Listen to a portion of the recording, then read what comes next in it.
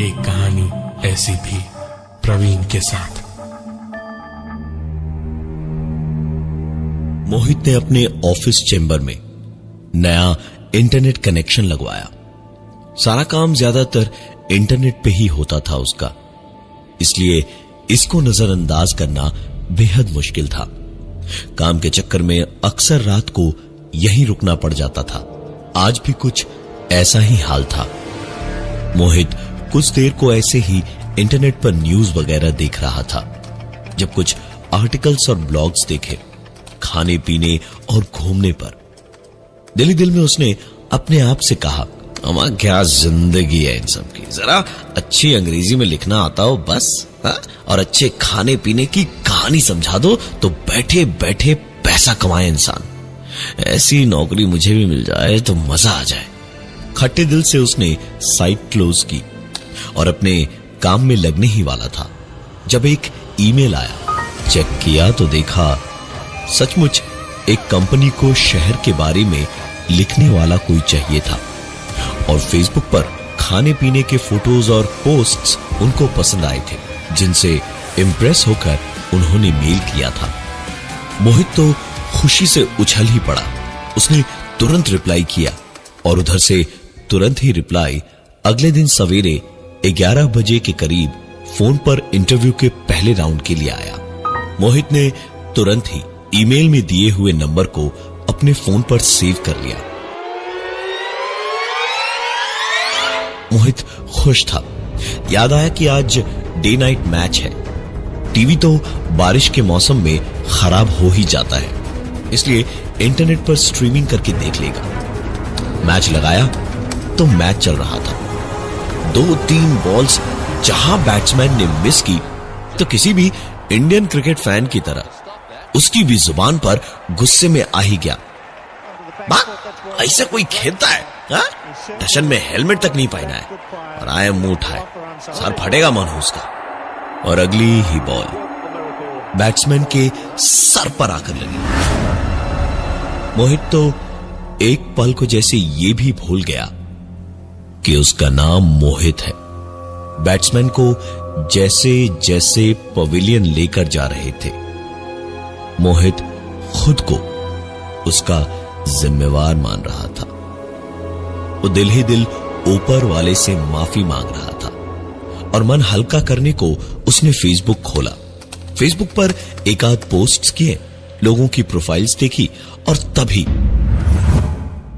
तभी उसके सामने एक प्रोफाइल आई।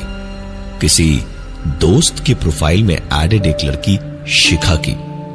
बेहद खूबसूरत थी वो। नाक नक्श देख के मोहित कुछ देर तक तो बस उसकी तस्वीरें ही देखता रहा। पल भर में ही उसके साथ पूरी जिंदगी, कई गाने और पता नहीं क्या क्या सोच लिया। तभी उसके मुंह से निकला, ये लड़की मेरी गर्लफ्रेंड होती ना तो बस जिंदगी सेट थी बॉस।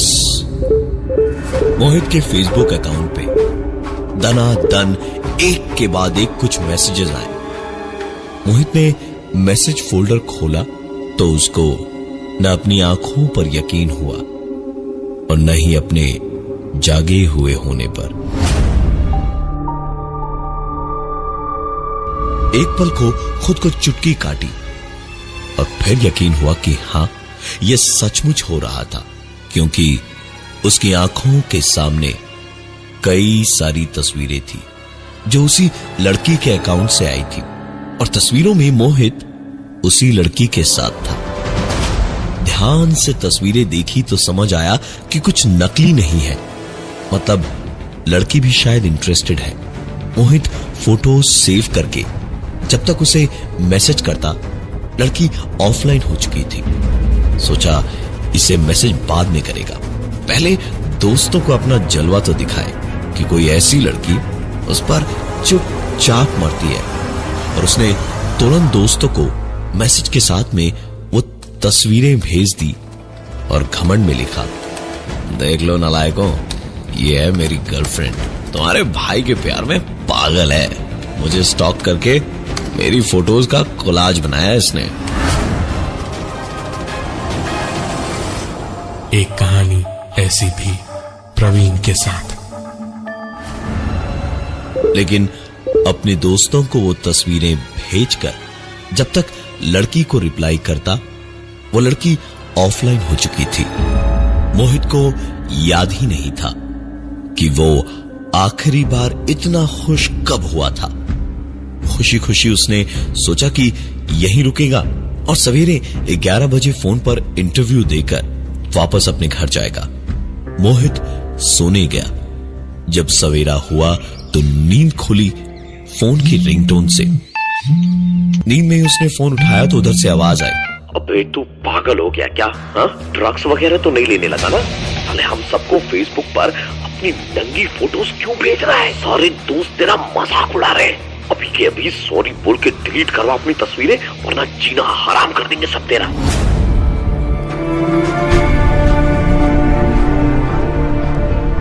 ये मोहित का उन दोस्तों में से एक दोस्त था जिनको घमंड में अपनी गर्लफ्रेंड समझ के उस लड़की की भेजी हुई कोलाज भेजी थी उसने। मोहित को कुछ समझ नहीं आ रहा था कि ये क्या हुआ। मोहित की नजर तुरंत घड़ी पर पड़ी। 11 बजने में 5 मिनट बचे थे। उसने तुरंत ईमेल वाले सेफ नंबर पर इंटरव्यू देने के लिए फोन मिलाया तो मोहित को अब और भी बड़ा झटका लगने वाला था। फोन पे बात हुई तो उधर से कहा गया कि ऐसा तो कोई मेल भेजा ही नहीं गया है मोहित को। मोहित ने बार बार कहा कि उसके पास कल रात को ही ईमेल आया था और उसे फोन करने को कहा गया था नौकरी के लिए। लेकिन दूसरी तरफ से भी लगातार एक ही बात कही गई, रात को ईमेल करने का सवाल ही नहीं उठता क्योंकि ऑफिस तो 6 बजे ही बंद हो जाती है और ऐसा कोई भी ईमेल पिछले 3 महीनों में किया ही नहीं गया है क्योंकि यहां कोई नई वैकेंसी नहीं है।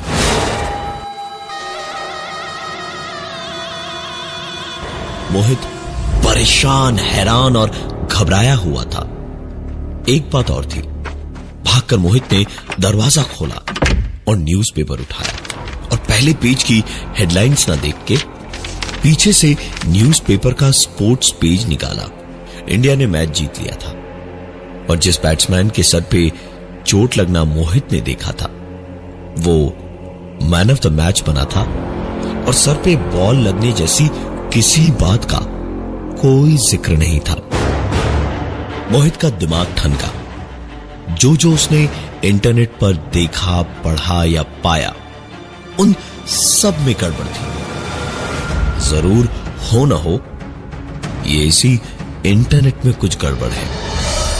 उसने तुरंत इंटरनेट वाले को फोन किया और कहा, ये तुम्हारा जो डब्बा डुब्बी लगा के गए हो, हाँ, सबका सब आधे घंटे में निकाल कर ले जाओ यहां से। वो आदमी भी क्या करता, मजबूरी में उसने कहा, सर आज तो शनिवार है, कोई नहीं आया है। सोमवार को लड़का आएगा तो वो आपका इंटरनेट कनेक्शन डिस्कनेक्ट कर देगा। मोहित फोन पटक कर कोने में जाकर कुछ देर बैठा रहा और फिर वापस सो गया। दोपहर का वक्त था।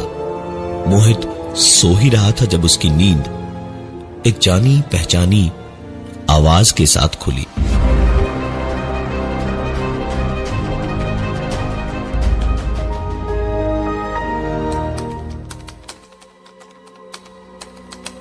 मोहित ने अपनी आंखों के सामने पूरे होशो हवास में जो देखा तो उसकी आंखें हैरानी नहीं बल्कि खौफ से बड़ी होती चली गई, क्योंकि कंप्यूटर न सिर्फ अपने आप ऑन हो चुका था बल्कि उस पे बटन्स अपने आप दब रहे थे जैसे कोई इंटरनेट चला रहा था।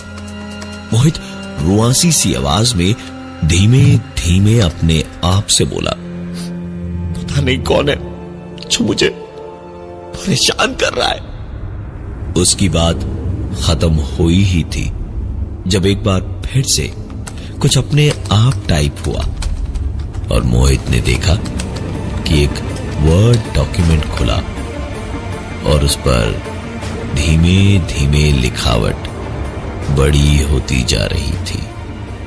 वहां लिखा था, मुझे भूल गए बेबी? एक कहानी ऐसी भी प्रवीण के साथ। मोहित उसी वक्त तुरंत उठा और एक छलांग में ही सीधा कंप्यूटर तक पहुंच गया। कंप्यूटर शटडाउन करके मोहित ने इंटरनेट ऑफ कर दिया। मोहित के पास कोई चारा नहीं था। उसने तुरंत प्लग निकाल दिया।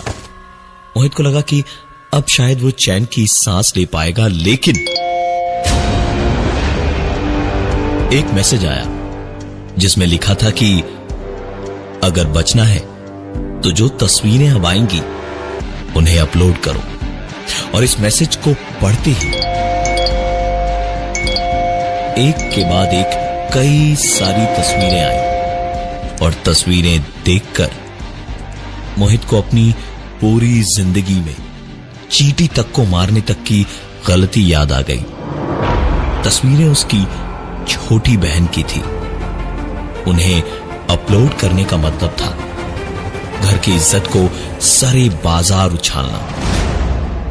मोहित के आंखों से आंसू छलक आए। समझ नहीं आ रहा था करे तो क्या करे। सामने कंप्यूटर था जिसका प्लग निकला हुआ था, लेकिन फिर भी स्क्रीन पर अपने आप टाइप होते गया। वक्त बहुत कम है, 10 तक गिना जाएगा।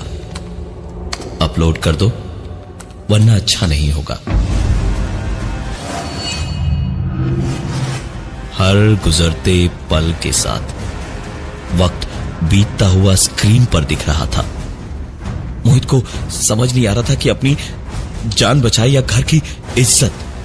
और जब स्क्रीन पर 2 लिखा था, दिल में पत्थर और आंखों में आने वाले वक्त की शर्म लेकर मोहित ने सारी तस्वीरें सचमुच अपलोड कर दी और एक दहाड़ मारकर छाती पीट पीट कर कमरे के कोने में बैठ गया और रोने लगा।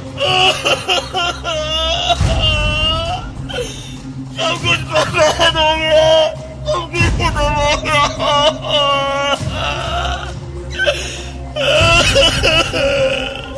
मोहित खुद को संभाल नहीं पा रहा था जब उसकी इस चोट को दोहरी चोट करने एक फोन आया। उठाया तो घर से पिताजी का फोन था।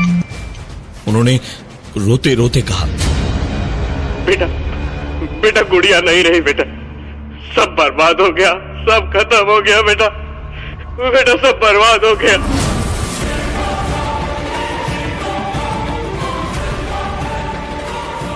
मोहित खुद को माफ कैसे करता। मोहित की बहन ने आत्महत्या नहीं की थी, उसको मोहित ने ही मारा था। मोहित अपने घर की ओर भागा और किसी तरह भाग दौड़कर मोहित जब घर पहुंचा तो सब कुछ देखता ही रह गया। उसकी बहन छत पर टहलती हुई किसी से फोन पर बातें कर रही थी। पिताजी और मां घर से शायद बाजार जाने को निकल रहे थे।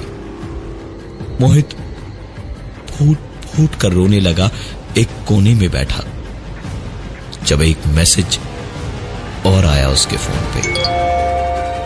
मैसेज में लिखा था, हर कोई तुम्हारे जितना जलील नहीं हो सकता मोहित।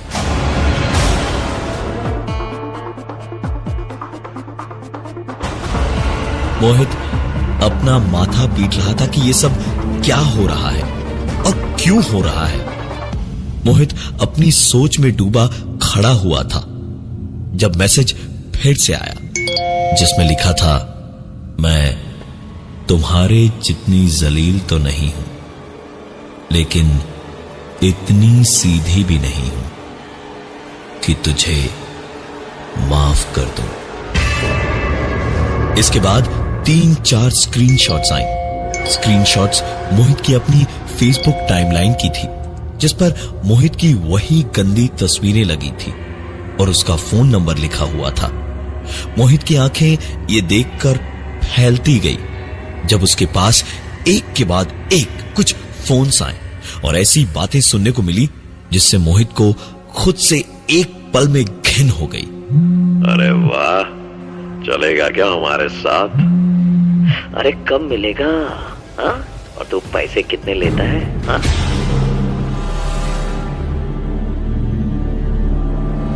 मोहित कहां अपना मुंह छुपाता, उसे कुछ समझ नहीं आ रहा था। मोहित जानता था इस वक्त सबसे महफूज जगह उसके लिए उसका घर ही था। सीधे घर के अंदर जाकर दरवाजा उसने बंद कर लिया। मां और पिताजी बाहर गए हुए थे और बहन छत पर थी। मोहित अपने कमरे में जाकर अपने घुटनों में बैठा हवा से बातें करने लगा, रोने और गिड़गिड़ाने लगा, माफिया मांगने लगा। रोना धोना सुनकर उसकी बहन नीचे आई। मां और पिताजी तब तक वापस आ चुके थे। मोहित के पिताजी ने बड़े प्यार से पूछा कि बात क्या है, वो रो क्यों रहा है। मोहित अब और बर्दाश्त नहीं कर सकता था। उसने पूरी बात अपने पिताजी को बता दी तो उसके पिताजी बुरी तरह से भड़क उठे और चिल्लाए उस पर। मैं जानता था ये एक ना एक दिन ऐसे ही खानदान का नाम डुबोएगा। निकल जा मेरे घर से बदसार, निकल! मोहित को उसके पिताजी ने अपने घर से बाहर निकाल दिया। दरअसल मोहित हर कुछ महीनों पर इंटरनेट कनेक्शन चेंज करवाता रहता, क्योंकि उसका असली काम था लड़कियों से दोस्ती करके उन्हें बहला फुसला कर उनसे अपने मतलब की फोटोज मांगकर उन्हें इंटरनेट पर अलग अलग साइट्स पर अपलोड करना। कोई अगर ना माने तो उसके फोटोज से शक्ल काटकर दूसरों पे चिपका देना। इन सब काम के लिए कई साइट्स उसे मुंह मांगा पैसा देती थी। इसी काम में पिछले ही हफ्ते सोनिया को जब तक मोहित की असलियत का पता चला तब तक काफी देर हो चुकी थी और सोनिया की जिंदगी में बदनामी का तूफान आ चुका था। सोनिया ने आत्महत्या कर ली। घर से पिताजी ने निकाल दिया तो मोहित वापस अपने ऑफिस की ओर ही चल पड़ा। रास्ते में जाते जाते ही एक पुलिस वैन आकर पास में रुकी और पुलिस ने मोहित को अरेस्ट कर लिया। उनका कहना था कि सोनिया के लिखे सुसाइड नोट के बिना पे उन्होंने चैट्स और फोटोज जहां से अपलोड हुए थे वहीं का आईपी एड्रेस निकाला और आखिरकार मोहित और उसके काम का पता चला। मोहित आज की तारीख में फिलहाल जेल में सजा काट रहा है और कहते हैं कि कभी कभी रातों को उसे दौरे पड़ते हैं जब वो दीवारों की ओर मुंह करके घुटनों पर बैठकर गिड़गिड़ाता है, रोता है, माफी मांगता है और कभी पत्थर से तो कभी अपने खून से दीवार पर अपना आईपी एड्रेस लिखता है 10.104.67.7।